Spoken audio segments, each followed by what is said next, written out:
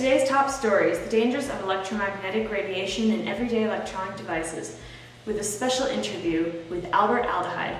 The average Canadian spends 43.5 hours a month on the web, almost twice the worldwide average of 23.1 hours. Technology sure helps people in a lot of aspects, but few of us are aware of the harmful radiation that are emitted from the devices. Now we'll go to the expert on the subject, Mr. Albert Aldehyde, as he explains what this harmful radiation is. When did this start occurring to you?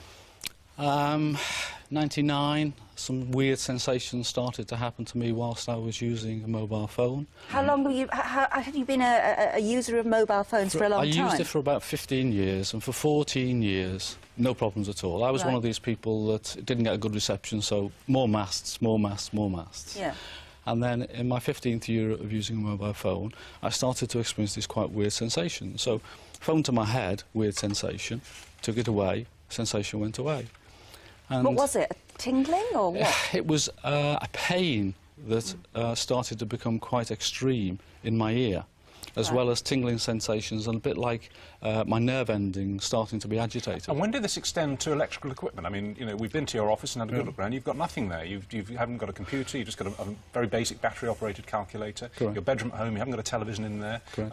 How did it spread to other electrical devices? Well, one day, after about a year of being a bit sensitive, although I cut down on my use of a mobile phone, sadly I didn't stop, and I used a mobile phone, and putting it to my head, there was like an explosion in my eardrum exploding.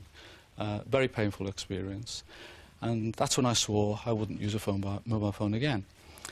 And then what I found over the next few weeks and months is the weird sensations that I'd had a year earlier using my mobile phone, I started to get in front of a television, in my car, in front of a computer, and they became more extreme. How sick do you get? What, apart from this sort of strange sensation in your ear, what else happens to you?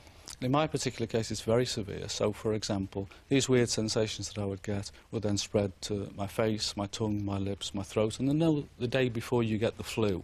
Yeah.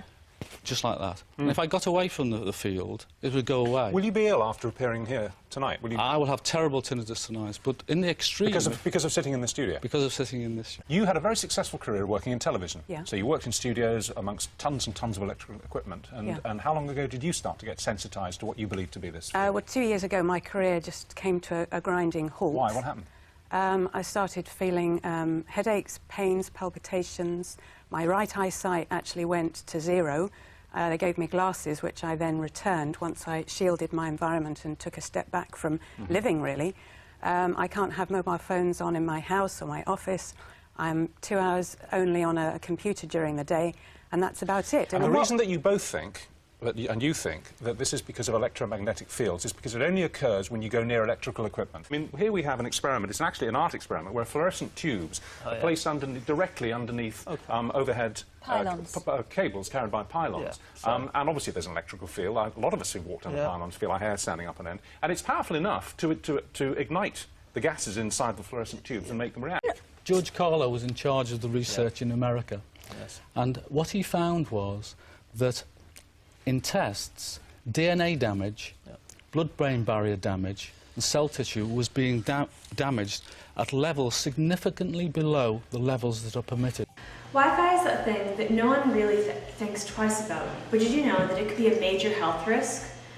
Wireless internet routers, or Wi-Fi modems, use electromagnetic radiation to send signals between your computers and mobile devices. This signal emits dangerous electromagnetic radiation in a low gigahertz frequency that is roughly the same as the one used by microwave ovens to cook food. These signals penetrate your body as easily as air and can cause many health problems, including migraines, stress, sleep disorder, and heart palpitations. Prolonged exposure can cause tumors, memory loss, and DNA changes. One of the biggest problems with electromagnetic radiation through Wi-Fi is that it is constantly there. Most homes do not turn off their Wi-Fi at night, and when they are not using it. So people are exposed to the radiation 24/7. The added layering of all of your neighbor's Wi-Fi also makes it virtually impossible to avoid. In summary, Wi-Fi relays electromagnetic radiation to transfer signals from one device to the other and can cause many health problems, some of which can be fatal. And now we take it over to Adam with our next top story. Thanks, Sarah. Approximately 20 to 80% of the cell phone radiation from your mobile device's antenna penetrates up to 2 inches into the adult brain. Exposure to cell phone radiation can cause serious health problems, such as enzyme changes that affect DNA, birth defects, leukemia, and even brain cancer in some severe cases.